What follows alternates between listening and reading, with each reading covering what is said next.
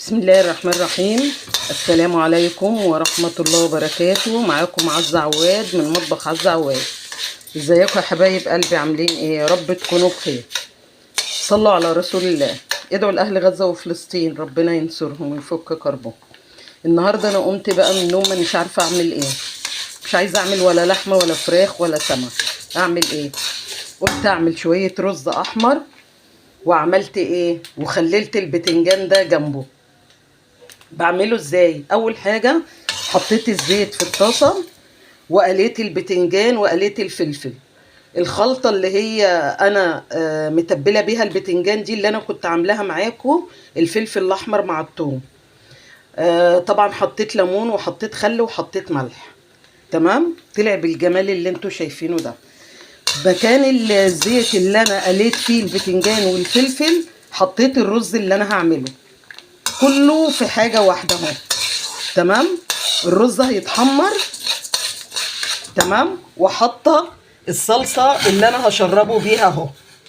حاطه فيها ايه؟ حاطه فيها ملح، كمون، فلفل اسمر.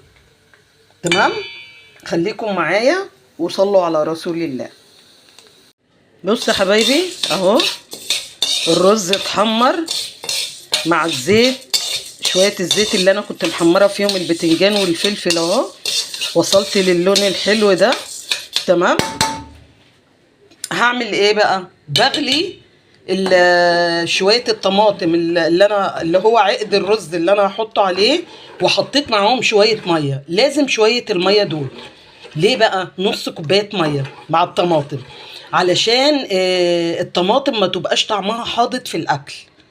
تمام، وطبعا بهرت الطماطم اهي هتغلي وهشرب بيها الرز وهوريكم الشكل النهائي ليه. تمام، اكله بسيطه، مش مكلفه، سهله، بتتعمل بسرعه. ماشي، يعني اكله الغلابه. بصوا يا جماعه، انا عايزه اكلمكم في حاجه. انا اللي عايز يعمل لي لايك وشير يعمل، اللي مش عايز يعمل ما يعملش، اللي مش عايز يشترك في القناه برضو براحته، اللي شايف انه ممكن يستفاد مني على راسي من فوق واهلا وسهلا. بص يا ولاد، ما بقاش في العمر قد ما عدى. انا عندي 61 سنة، يعني هستنى نجاح هنجح امتى ولا هعمل امتى؟ ولا براحتكم خالص. اللي عايز يتفرج وما يعملش اي حاجة على راسي برضو من فوق. اللي عايز يعمل لي لايك وشير على راسي من فوق، براحتكم خالص. وربنا يصلح حالنا وحالكم ويخلي لكم ولادكم ويجعل الايام اللي جايه كلها سعيده عليكم يا رب. ويبلغكم عيد الاضحى وانتوا في خير واسعد حال.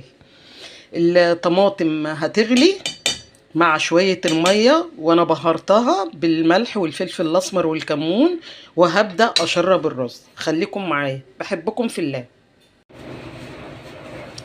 بصوا حبايبي، صلوا على رسول الله. ادي اهي الطماطم اهي غليتها، وادي اشرب بيها الرز. خلاص كده اهو، هوطي عليه بقى واغطيه. صلوا على رسول الله. وده كان الشكل النهائي لاكلتنا المتواضعه النهارده. تمام، ادي البتنجان المخلل الجميل والفلفل، وادي الرز الاحمر ماشي وسلقه معاه بيض. والله العظيم احلى اكله وموفره جدا جدا جدا. تعالوا اتفضلوا. كنتم مع عزة عواد من مطبخ عزة عواد. هقول لكم ايه؟ ما تنسونيش في اللايك والشير، وادعوا لاهل غزة وفلسطين ربنا ينصرهم. والسلام عليكم ورحمة الله وبركاته. بحبكم في الله.